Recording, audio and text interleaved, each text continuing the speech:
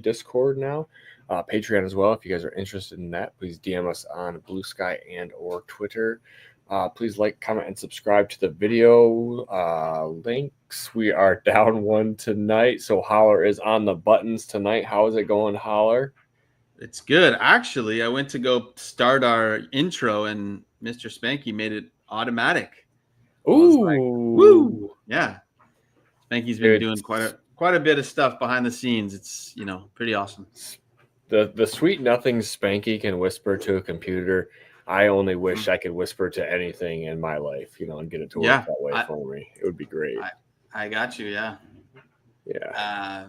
So, all right. Well, we're in a startup right now, and it's been pretty interesting. I did 3 running backs, a little bit of a PPC.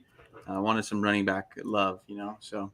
Yeah, I want to talk to let's talk about this while we can talk it, because sometimes I hate doing these things through text because you lose some of the context of how people are talking about this. So I felt like with the 3 running back that we were already valuing the running back, and then you put the points per carry on, and I was like, oh my God. I'm like, now we're seriously on the running back. But we did do the super fun thing and put the return yards on. Which I think is super fun, which is honestly, I also was going to talk to you before the show about it, but we were kind of fiddling. We didn't have McSpanky, so we were both chickens with their heads cut off trying to get in here, and get the show going. But do you think we start to see those guys come into play soon? We're starting to near those mid-second players. I mean, we just saw Pearsall come off the board. Yeah, I would think so, but I mean, we're about to get to slim pickings. Do people notice? That's what I was just going to say. Is I don't know if people even know it's we know.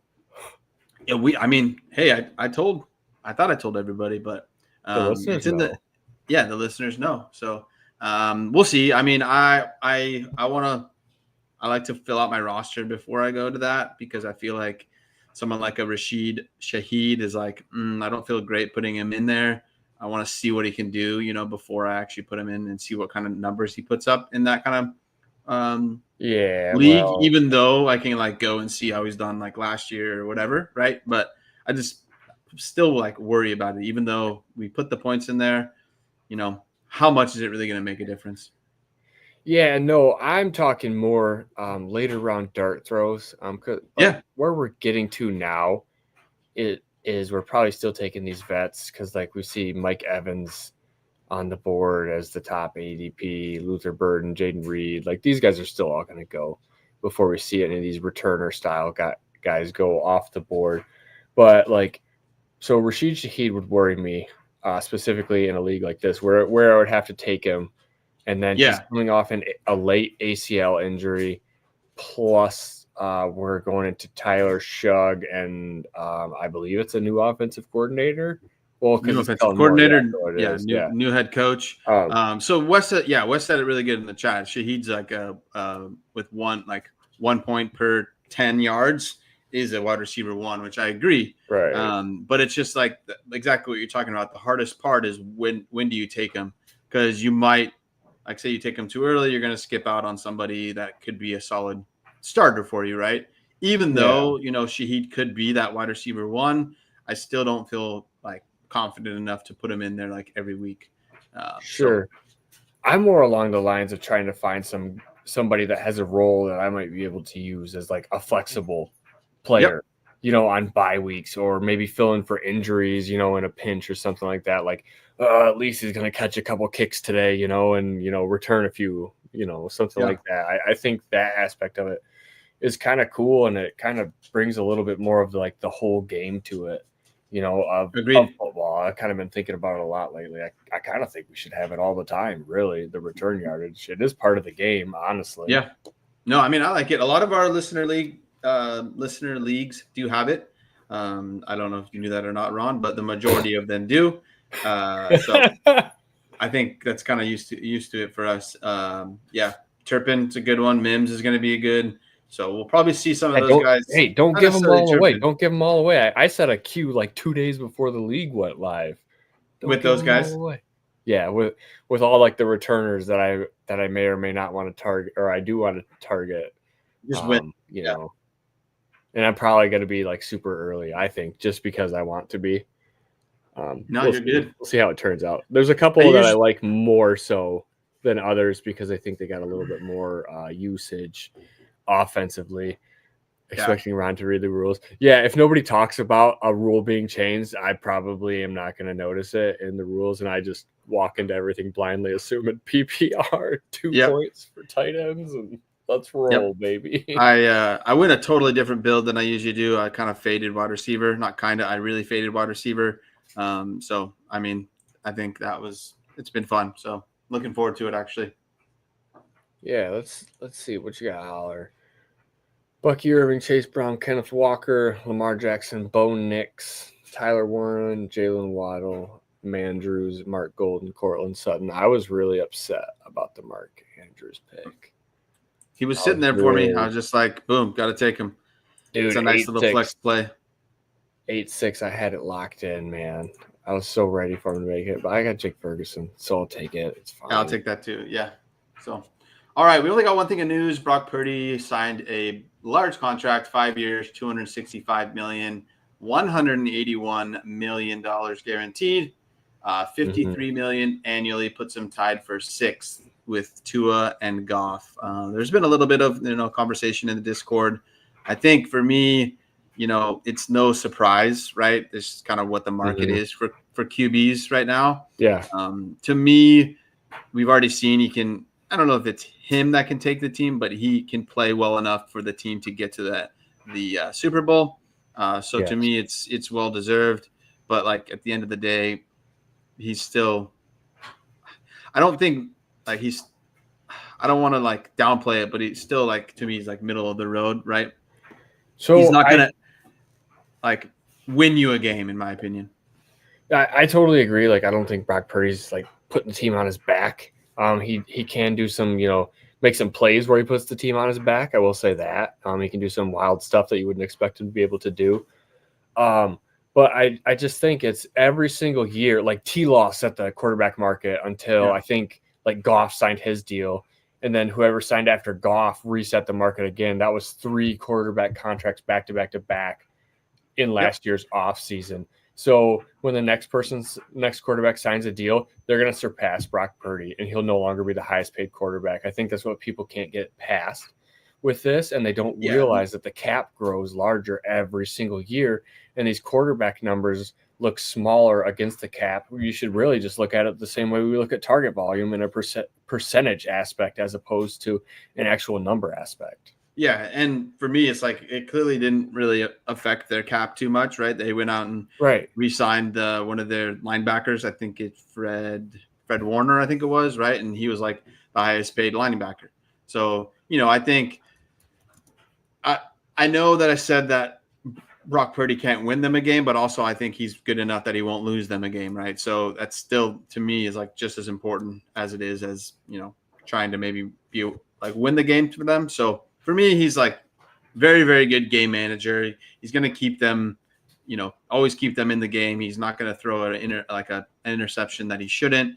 Obviously, he could, but I'm just saying in general, he's not going to do that.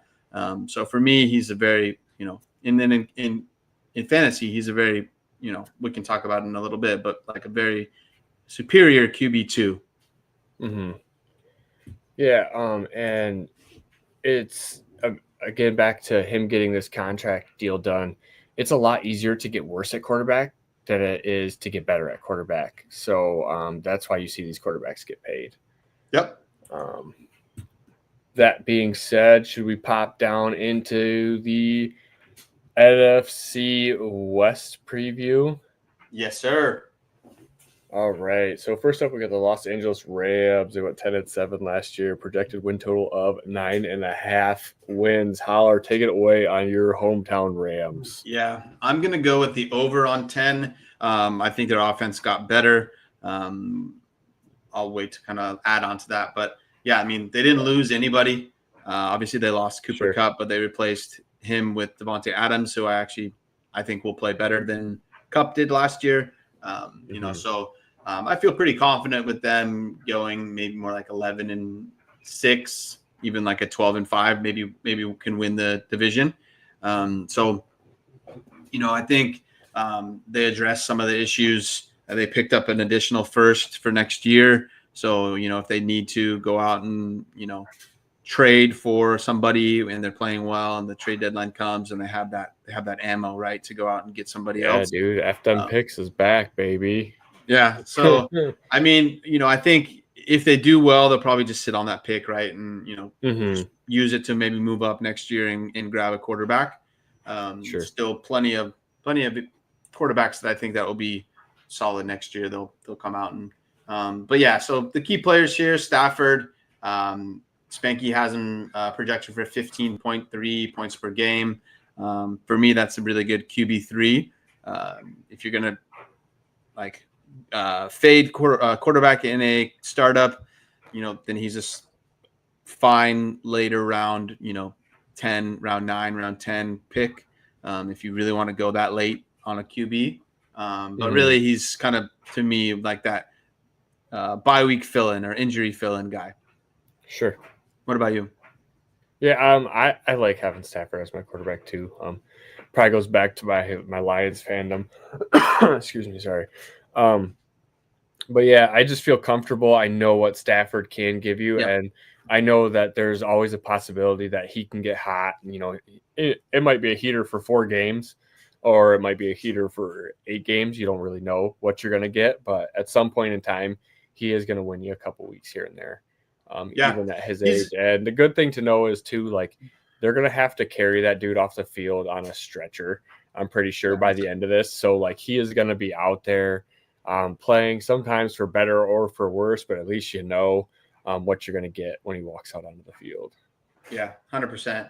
And like you said, Stafford's a really good quarterback to have on your team. And then also he's a guy that, like, in the middle of the season, if your team's doing well and your second quarterback, you don't feel good about it, he's one that you can go out and probably buy for, on the cheaper side of things. And even if he's playing well, like, I don't think people are going to want the world for him, right?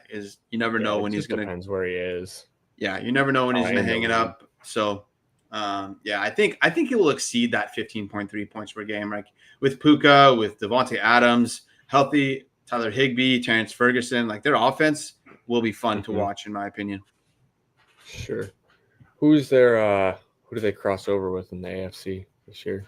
I'll have to look that up. Okay. But yeah, let's touch on Kyren here. So Spanky has him projected for 15.1 points per game. That's good for RB9 on the season.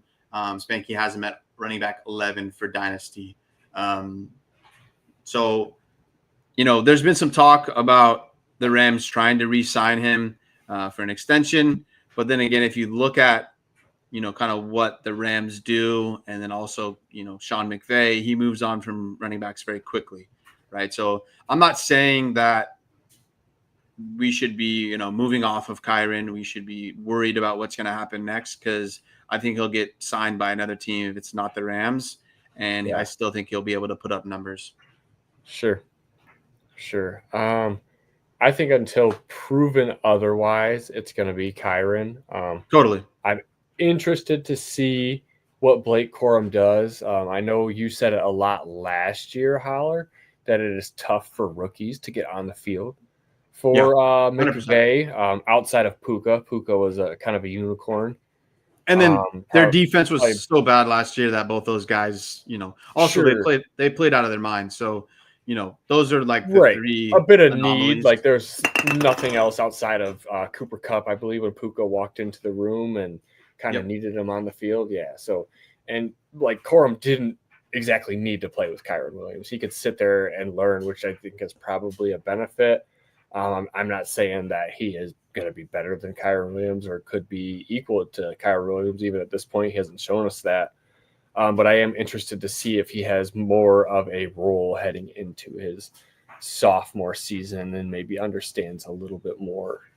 Yeah, so I kind of am of the same mind as Spanky here. Spanky has like Hunter as being like the secondary, so like the 1B. I would actually probably call him like a 1C, because I think if Kyren's healthy, they're just going to run him into the ground. Oh, yeah, I agree. So I agree. But I think I'm with Spanky here. I view Corum as more of like a handcuff to Kyren. So if Kyren goes out, then Corum's going to be the guy. But then they're always going to have Hunter kind of, be that secondary fiddle. But to me, if you look at it, all three of those running backs are very similar. They clearly have a type. So I think the jury is still out if the Rams are going to re-sign Kyren. If you think about like the history of the Rams and like how they've in the like most recent, like they moved off of Todd Gurley very quickly. He had some injury concerns. They gave him that huge contract before they moved off of him, though. Yeah, that's true, right? So I don't know if they're taking it from that and being like, okay, we already messed this up. Let's just kind of move on from running backs pretty quickly. But for me, like Kyren is really, really good. He's probably one of the best, round 5 running backs there's been from I can remember. So I mean, as a Rams fan, I would say let's sign Kyren, right? And just keep him there until, he doesn't play well anymore. I think you're kind of alluding to it, Holler. Like I think that like the Rams are a really good organization, and I think Kyren Williams is a really good player. And just like we saw the Ravens pay Derrick Henry what he was worth, I think that the Rams will probably pay Kyren. I think they're possibly trying to wait as long as they possibly can and squeak as much as they can out of that rookie contract. And maybe that's a behind closed door conversation with Kyren, like, hey, we do want to pay you at some point. We just want to, load you up as long as we can on this rookie deal. I do agree with what Wes had kind of said. Kyren could be offense dependent. Totally. Certain places where Kyren would go where I would probably be less than excited to 100% Kyren shares. Yeah. So I've kind of been in or out. He's usually like the last running back that I want to take or feel comfortable with just because I know I'm going to get points out of him, but I don't know what the future holds at this point in time. And that's kind of where my Blake Corum usage thing is like, I don't think he's going to take over for Kyren Williams at all, but I'll be interested to see if we see more of him. And I think that could possibly tell us a tale, possibly what the future could be if it truly did become a split between those two. I don't think that it will. There's no reason for it to at this point in time. But if, there's something in camp showing or in games, that Corum forces that, upon to the field, I'll just be interested to see that play out. I think, if Corum or not Corum, Kyren would sign for like $30 million for 3 years, like I'd sign up for that. It seems like a lot of money, but for me, like, that's not a crazy amount. I feel like the Rams would sign up for that. But part of me thinks, say he has a good season, which I'm pretty confident he will. He ends up as a top 10 running back on the season. He's going to want to command, probably closer to like 12 to 15 per year. And I think that's just going to be out of the range for the Rams. But, I would not, like, I'd pump the brakes on being like, hey, let's move off of Kyren. I think Jarquez Hunter is going to be the guy that takes a bunch of I don't think that's going to happen. I think the Rams are going to be very, very good. They will be their best if they use, Kyren and lean on Kyren. And I just don't see guys like Blake Corum or Jarquez Hunter going to outplay Kyren at all. Sure. So I'll be honest, I took a lot of Jarquez Hunter, home guy, he got some solid draft capital and, they have not signed Kyren yet. So, they like to use those rookie running backs or running backs on a rookie contract. So, I'll be watching pretty closely here with Kyren, but yeah, really good points from West there. Is like, I do think, it would really depend on where he goes. Like say he does move on from the Rams, like, he might be one of those running backs that it's like, I don't know if I want to take him in a startup. Or, I don't know if I really want to trade for him. I think Kyren needs to be a part of a top half of the NFL offense to be a successful running back. Like if he's going to go on, bottom half NFL, I'd be less than interested. Totally. Puka, Nacua, and Devontae Adams. We definitely know what Puka is. Probably don't need to spend too much time talking about Puka. I mean, he has him at wide receiver 1. Yeah, he has him at wide receiver 12 on the season. My goodness, what is up with that? Oh my Lord! I mean, the sun god exists, and so does J-Mo. Calm down, jeez Louise. Wow. But 15 points per game. You can't ask for anything more than that. And then wide receiver 7 in Dynasty, love it. Yeah. Like I said earlier, I think this offense is going to be really, really nice this year. I think Puka and Devontae Adams, those are guys you're going to want in your lineup. Spanky has him projected for 14.8 points per game, which is, if you have Devontae Adams and you're getting 14.8 points per game, you're going to be extremely happy. He's probably a guy that you're going to want to go out and buy on like contenders, because I think they're going to use him. And Stafford is like one of the best quarterbacks he's played with. Even at rebuilders with Devontae Adams sitting on their roster, are going to be happy to see that 14 totally per game. Yeah, because you can at least get him out of there, for a second or something at that point. Yep. If you held him through the rough times, especially last year with the Jets, you're going to be pretty happy with him. It feels like it's been a rough couple years, to be honest. Oh, totally. Raiders, he was okay there, and then then over to the Jets with the corpse of Aaron Rodgers. So I'm pretty excited to see him on the Rams with Stafford. Yeah. I kind of forgot he was there until we talked about it tonight. It's kind of like a under the radar kind of thing. It's a little bit. I mean, I think it's nothing against Cooper Kupp, but I think it's an upgrade there. Sure. He's a little healthier, so a little less wear and tear on him. Yeah. So. Definitely. I do think it's going to be like, Puka like first option, Kyren option number 2, Devontae option number 3. So these tight ends are, not like, I really like the landing spot for Ferguson. They took him in the second round. I do think it's going to take some time though for him. I think they're going to lean on Higbee the first, quarter or first half of the season, and then maybe down the stretch we can see Ferguson maybe, get a little more usage. But what round did they draft Gerald Everett? Oh, good question. Is he a second round draft pick? He might have him been. And Higbee got drafted the same year, correct? I'm not sure of that either. Everett's been one of the reasons I've kind of like I like the Ferguson landing spot, but it's kind of one of the reasons I've slightly pumped the brakes on it. Is I've seen a Sean McVay chosen tight end come in there before and not be a thing. Second round, pick 44. Okay. So right around the same as him. Okay. He was there from 2017 to 2022. Okay. So 3 years. Okay. I don't know if that was. I don't think that was Sean McVay. I don't know when Sean McVay. I should know this, but his first year was 2017. So it was his first year.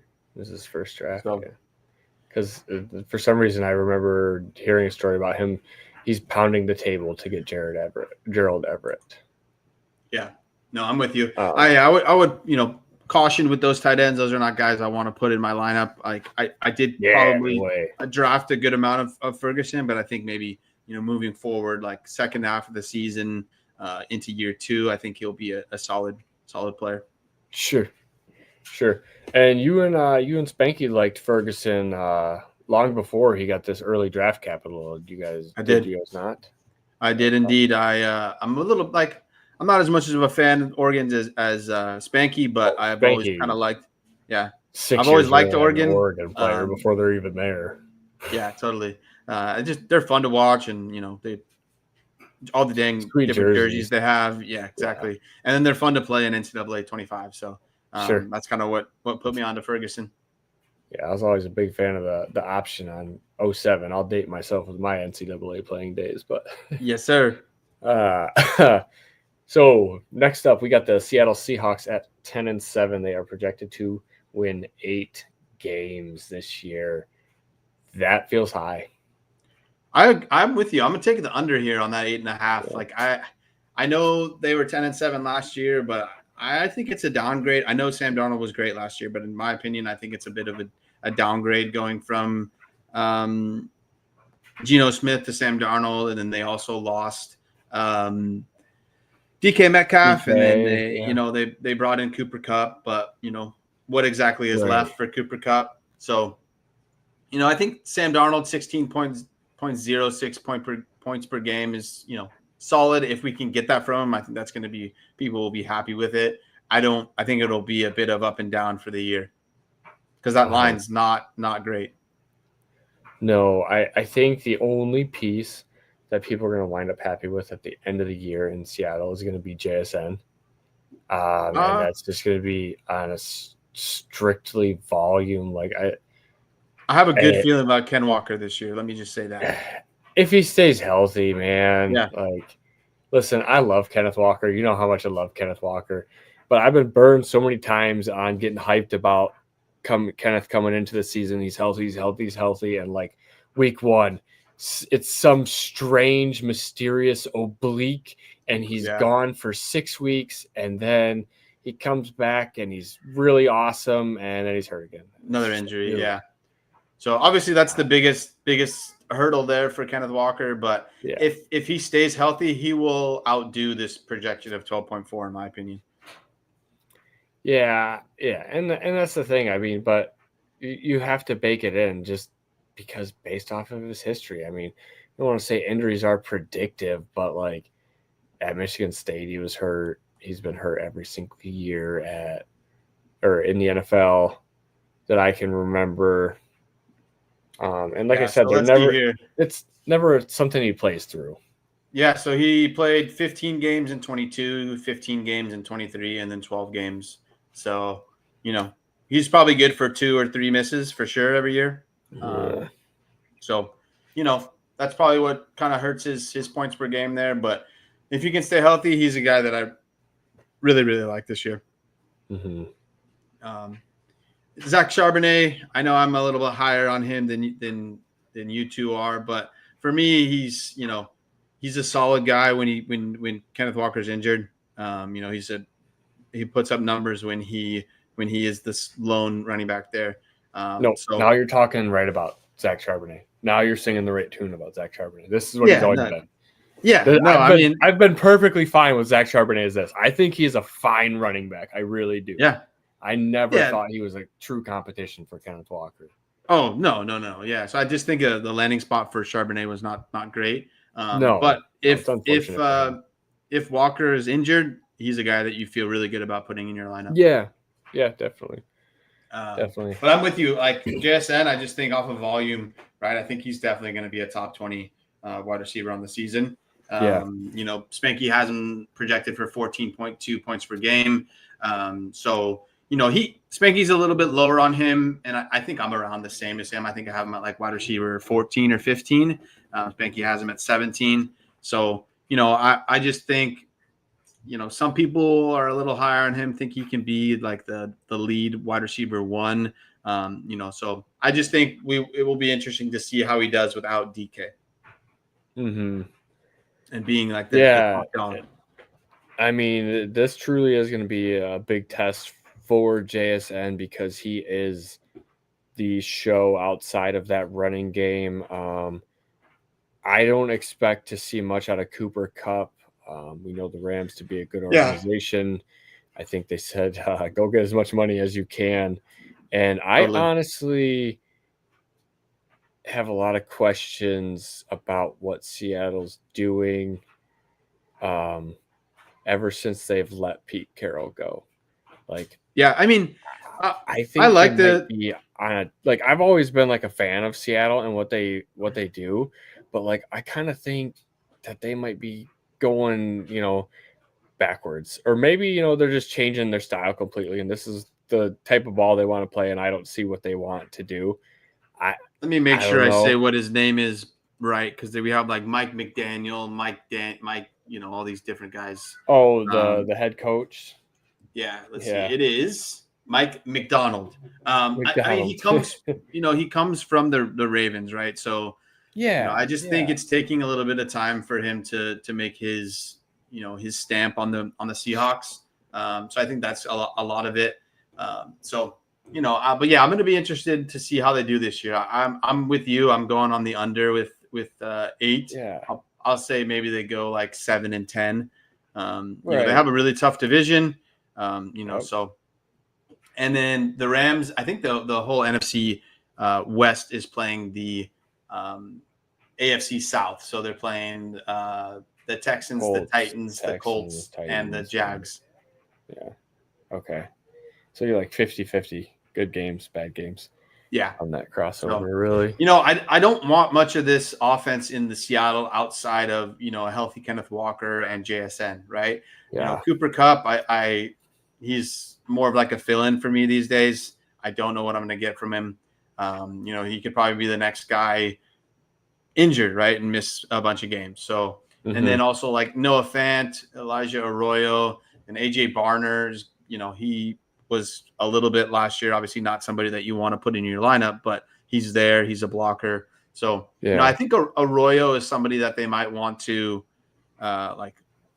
have for moving forward. Fant is an unrestricted free agent next year. So I think Arroyo in 26 and moving forward is really good, but it will just depend on how Sam Darnold does.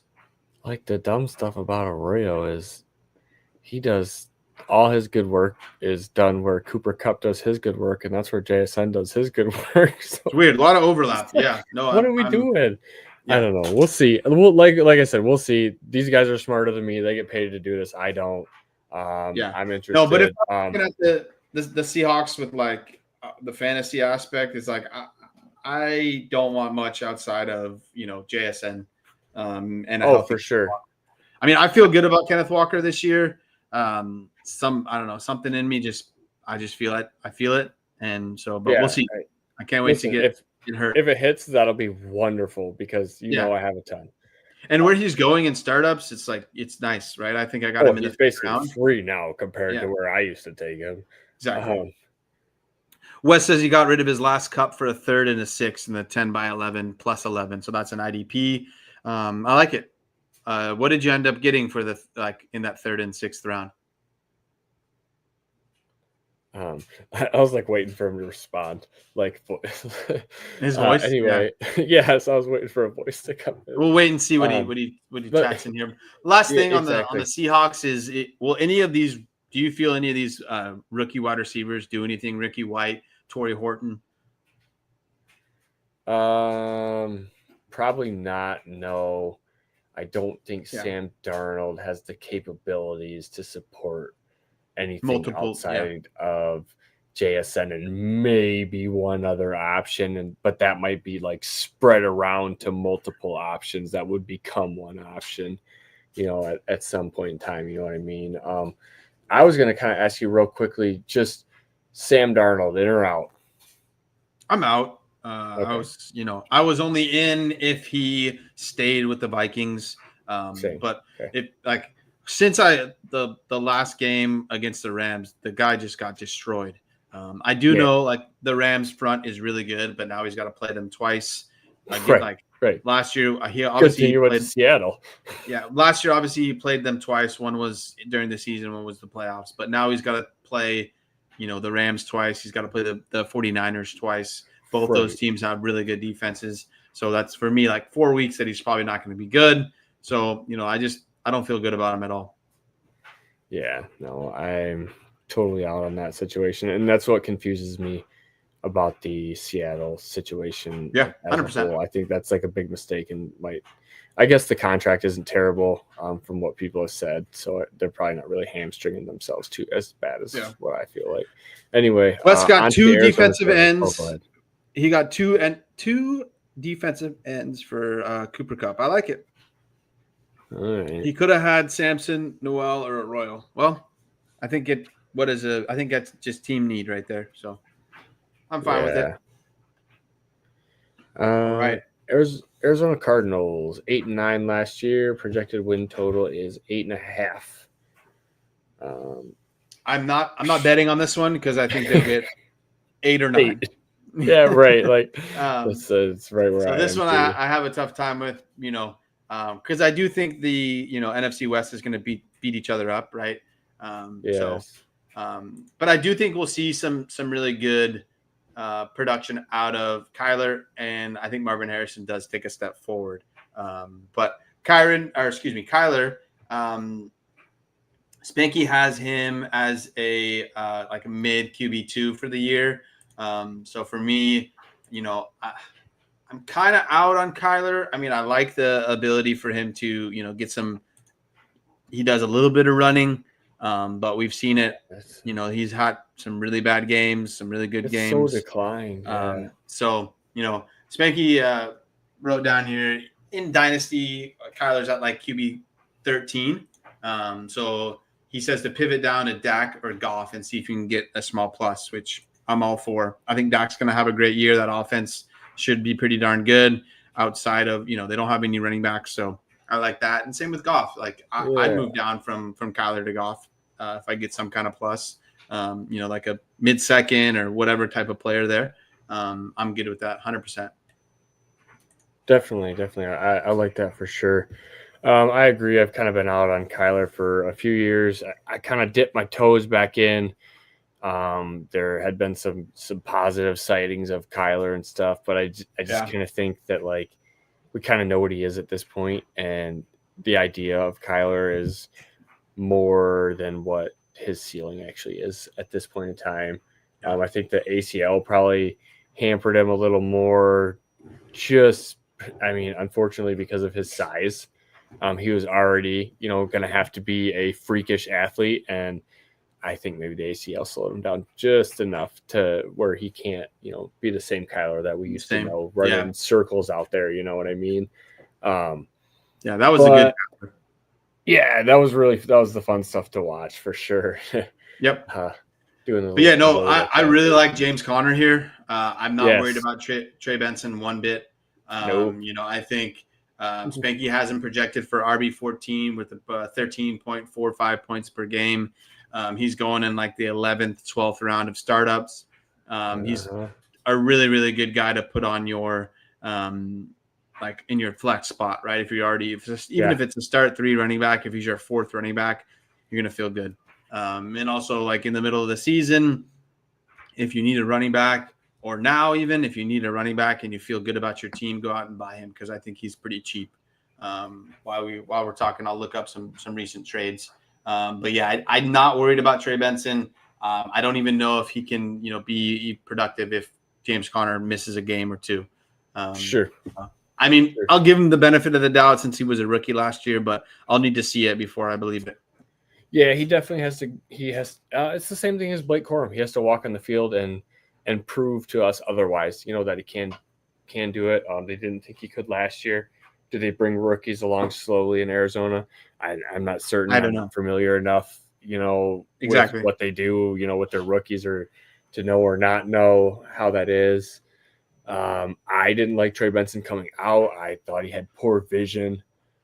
He is definitely fast. So, like, I won't be surprised if, he hits a couple of home runs and I feel a little bit bad, like I got something wrong. But I think at the end of the day, it's not going to be a long career. It might burn bright for a couple of games here or there. But other than that, Trey Benson's kind of a nothing in my eyes. Marvin Harrison, though. Yeah, Spanky has him projected at wide receiver 23, which I think is a little bit low. But I get it, right? He was not great last year. He was propped up by 8 touchdowns. He only had like 800 and something yards. I think what hurts him the most is Kyler, right? I think Kyler's first option is McBride, which I don't question him for that. But I just think his market value is a little bit high for me, he's like around wide receiver 7. I think he's more of like a wide receiver 12 to 14 range, right? I think he's like a back end wide receiver 1. There's plenty of guys that I would rather have over him.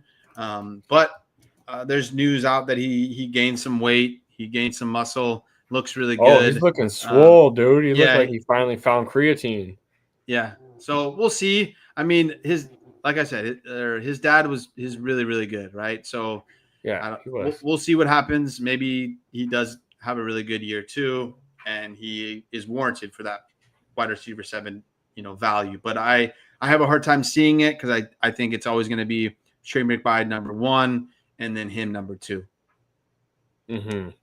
But kind of with like exactly what Wes is asking, is there even a third pass catcher? I don't even know if there's a second pass catcher, right? Like Michael Wilson is okay, right? But he's not somebody that I feel good about in any of my lineups. So that's why I say, like, is there even a second? So Spanky believes he has some sneaky flex value. I guess he was a wide receiver 2, or he is the wide receiver 2 there. But like looking at his numbers, like I don't feel good about putting him in my flex spot. No, man, that's like a break glass in case of emergency situation. Yeah.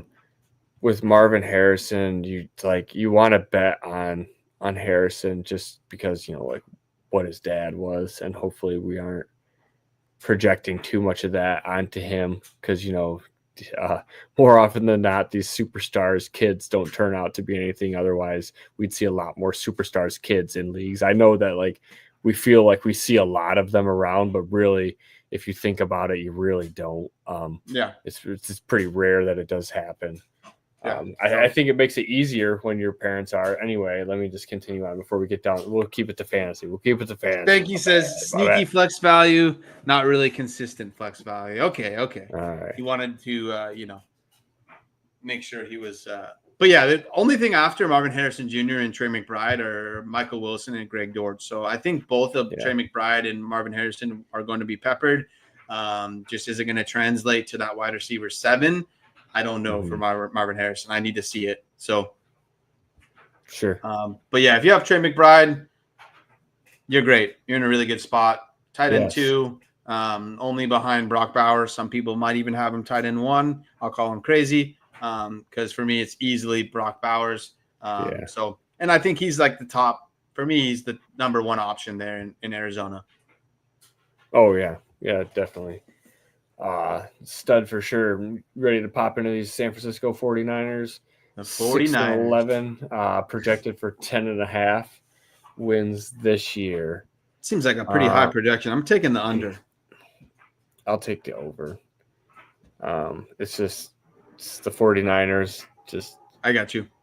They every once in a while they have one of these years where they kind of suck. They got to retool a little bit, and they'll be back. I know they retooled quite a bit on the defense line. Through the defensive line, they added a lot of so I think it's just me hoping that the Rams take them down twice, and so they still might do that, but I still think that they can win more than 10.5 games. More than 10, they still can lose the division and win 10.5 games. Look what the NFC North was last year. Yeah, that's true. It can happen, and I think this is the type of division. I would say this is the type of division that can do that, but these are 2 teams, the 49ers and Rams, that can do something along those lines. Yeah, kind of just like what we've seen them do that generally for the past 5 years or whatever. Yeah, they both, have been 10-game team winners for multiple pushing years. For the playoffs every single year. Yeah, so I just think, everything that could go wrong went wrong for the Rams, or excuse me, for the 49ers last year. So I agree. Injuries after injuries. Why you see a 10.5 win projection after a 6-win season, Yeah, no, it makes sense. So Mr. Moneybags himself, Spanky has him projected as QB 8 on the season. He is QB 13 in Dynasty. Spanky put in there, is he undervalued? For me, he's not. I think he's valued properly. I probably probably the highest I'd have him would be like QB 10. Let me see here. I think he's probably undervalued, but that is because people like Drake May are probably going to surpass him on like hype. Bo Nix, I'm kind of fine with because I feel like Bo Nix has the legs to continually go there. I see that Spanky for some reason has like Trevor Lawrence in the tier with Brock Purdy. I don't get that one. Well, we can talk about that once we get to their division, but he's got him pretty high for projections, which to me it makes sense, but I just need to see it. Sure. I've just seen too much bad Trevor Lawrence. Yeah, and that's where I'm at. But I'll take Brock Purdy over Trevor Lawrence. So yeah, I would probably have him. Spanky has him at 13 in his tiers, tier 5, 13 overall quarterbacks. I'd probably take him at like 11. So I'd take him over Caleb and Trevor Lawrence. But I think everybody else I would take before. What about Love? I'll take him over Love, but that's a Green Bay thing. But I also think that Love is overrated for what he is as well. He doesn't use his legs as much as what I would like him to. Yeah. No, I'm with you. I probably would do that too. So he's probably around 10. Yeah, I think kind of put him in a hat and shake him up. You can argue either way on all those guys, Yeah. honestly. So Christian McCaffrey, I feel like last year just was super injured, came back, still, wasn't great. And I think for me, it's just he was still injured, right? So what do you think? Obviously, he's another year older. But, I think he's still, when he plays well, he's a league winner, right? So, I'm still optimistic about it, but I'm also like cautiously optimistic. Cautiously optimistic. So what if the odd year out of Christian McCaffrey's year was the 1 year he was healthy, and all the other normal years for Christian McCaffrey are the years that he spends hurt and not playing on the field? Because that's what I remember more about Christian McCaffrey in Carolina than I do about him being awesome and on the field. Like he was in San Francisco for that season and a half that he played for him, which was awesome. And I was happy I got to see it. But like, he might just be that guy that always has these soft tissue things that crop up because that's what he was early on in his career. And I hope that's not true. And at his age, given his history, it's pretty much dust if you are sitting with that on your roster right now. Yeah. So he's somebody that I'm not really going out and buying, and he's somebody that I'm holding because a lot of people want to buy him for pretty cheap, right? So, I just hold him. Interesting to see kind of what he does the first couple of weeks of the season. It looks like Spanky has him projected for 17 points per game, which is pretty darn good, right? There's nobody else there in in San Francisco that are really going to take away from his. Like the next guy up is Isaac Guerrero, which we saw he was solid, but he's not he's not somebody that's going to take anything away from Christian McCaffrey. Did Spanky not list his boy Jordan James? He didn't, no. And he could maybe be something, but he still has to beat out Guerrero. Guerrero already did it, right? So yeah, that's fair. Fair. What are you doing in the wide receiver room? Who are you most interested in, and who are you least interested in? So if you go and look at what I've done with Ricky Pearsall, you would say he's my least interested one. Wow, and then probably my most interested one here is not really anybody, but Brandon Ayuk, probably just because he's going pretty late in startups. I still think he's a good wide receiver. I haven't really moved off of him, but he's not somebody I went out and bought either because I'm still a little bit worried about how this offense is going to run, because I don't know when Ayuk is going to be back, right? Is he going to be back, week 4, week 5, whatever, right? So, to be honest, I'm with Spanky here. I'm not really confident in anybody here. Like Demarcus Robinson was solid last year for the Rams, but that was propped up by touchdowns. Excuse me. And then last year, Juwan Jennings was good for the 49ers, and I think that was propped up by all the injuries, right? So, I don't feel good about any of them. I do think Juwan Jennings is probably the guy that you would feel like the most safe about because he's probably going to be their secondary, wide receiver 2 in that offense. They're probably going to go to him quite a bit, especially in the beginning if Ayuk's out. So I just don't feel super confident with Ricky Pearsall. Sure, and that's fair, and I totally understand it. I was a big fan of Ricky coming into the NFL. He was one of my guys last year. Unfortunately, gets shot. Had Brandon Ayuk ahead of him and Debo. But then, I feel like he kind of gets a perfect opportunity to start this season off out and really shows what he has. He gets a full off season. Ayuk is probably still on the mend.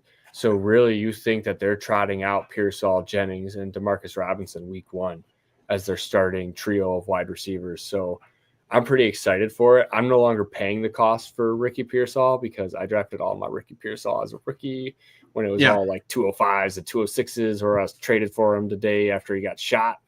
That was super great. I moved him, I think maybe 1 or 2 this offseason for like a 205. I think we did a 206. I think I also got like a 205. So basically I just, got what I, drafted him for. So I was fine with that. But yeah, that's kind of what I was going with, Wes, is like Jennings is probably the best wide receiver here at cost. Goes really late in startups. Probably can buy him for like a late second, or, maybe even an early third, but probably a mid to late second is what you're going to have to do. And I feel good about that, right? That's like, especially if Ayuk doesn't play the first half of the season, I think Juwan Jennings might be the top dog there. Unless, Pearsall proves me wrong, but we'll I'll have to see it before I believe it. So mainly here, like the 2 guys that I would feel good about in this offense are McCaffrey and then George Kittle. I mean, I like Brock Purdy. It'll be interesting to see what happens with this wide receiver room now. Just because I think, I know Debo is older, had some injuries last year, but I still think he was solid, right? And he helps the quarterback out. And then Ayuk is injured, right? So, but I think George Kittle is going to be great this year. I think he's going to be option number 1B probably, because Christian McCaffrey takes a lot of he gets a lot of catches. So I think Christian McCaffrey could be option number 1. Yeah. But George Kittle, like Spanky says here, safest piece of this offense outside of Purdy. That's 100% true. Yeah. Yeah. I think though that there is a league winner in waiting in whichever one becomes the wide receiver 1 out of this group. Wherever this guy gets drafted at cost, I think will basically turn out to be a league winner, honestly. If Juwan Jennings can do what he did last year, then I think that would be the guy, because he's pretty cheap. He goes late. I think he's going anywhere from like 7 to 9, in round 7 to 9 in startups.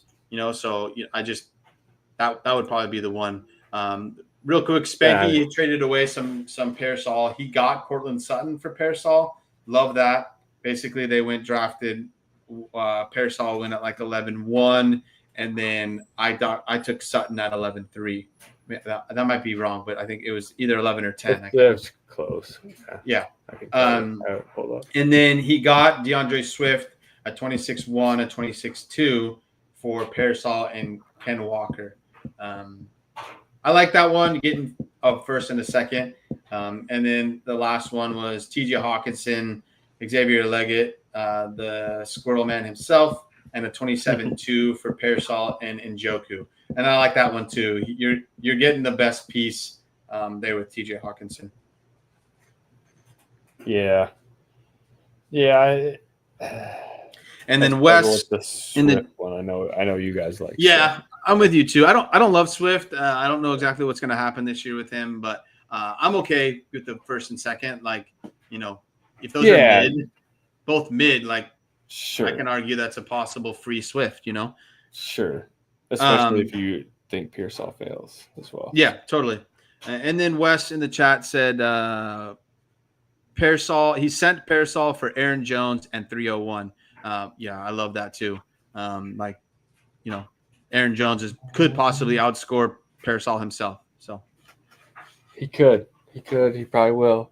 We'll see. We'll see what happens. I'm excited to see what Pretty Ricky does. It's one of my guys. Waiting to see. We'll find out. I don't think we have anything else important for the people. Unfortunately, you guys can't be like me and have like Puka as your guy, Listen. Unfortunate. A long time ago, someone told me that Kenneth Walker would be nothing because he couldn't catch passes, all right? Kenneth Walker had a running back 1 season. Thank you very much, sir. I mean, injuries are what the downfall, not his hands. Love it. But yeah, before we wrap it up, Kittle's the guy to go for. Purdy and Kittle are the 2 that I feel really good about. If Christian McCaffrey can stay healthy, then he's still going to put up running back 1 numbers easily. Yep. But it's, he's a little bit older, coming off an injury. I'm just, like I said, cautiously optimistic there. Yeah, definitely. Who's your winner out of this group this year? The winner of the NFC. What is this? The North. Ooh.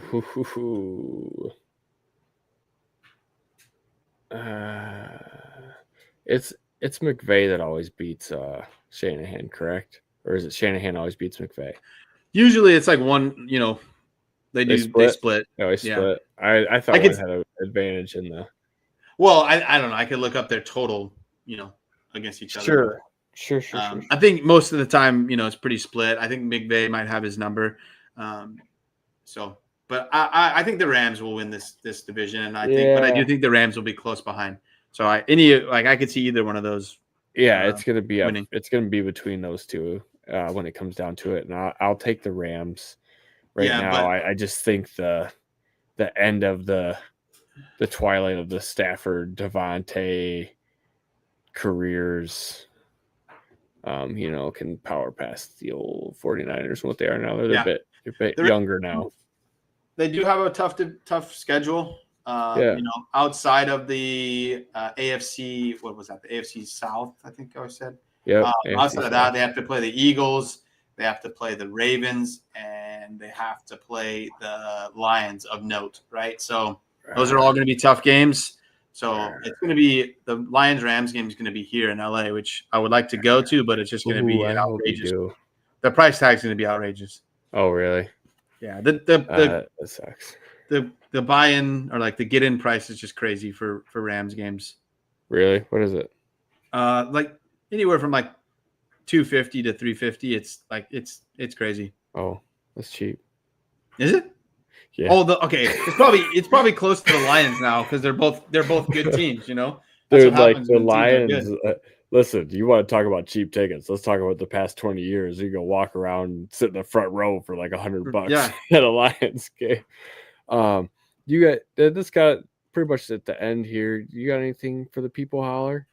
That's all I got. I think I am gonna try to hit a Rams game this season, and I think that one of the cheaper ones is going to be against the Colts. That might be fun. I think it's week 2 or 3. Nice. That'll be cool. One quick thing, I won't totally unveil it, but keep your ears and eyes peeled for something brewing, in the future from Fantasy Effect. For everybody out there, McSpanky and Holler have been hard at work behind the scenes. Yes, sir. Wes. That's like half the price if I want to go to a Chargers game. They're getting better, so their prices are going up a little bit, but it's the same stadium and it's like half the price. It's crazy. That's got to be the most insanely frustrating thing in the world. Yeah. Like that would really upset me. Now that I think about it. Like when my team's there, it's expensive, and when the other team's there, it's not expensive. You gotta be shitting me. Lord, foreshadowing. Yeah, you like that, sir. Don't you, West? Yeah. Eyes and ears peeled. Yeah. We're gonna let Spanky unveil it, but yeah, it's gonna be cool. We will. And just call your doctor in 4 hours, Wes. You got anything else for the people tonight, Holler? That's all I got. That's it. We'll catch you next week. Peace. Yeah.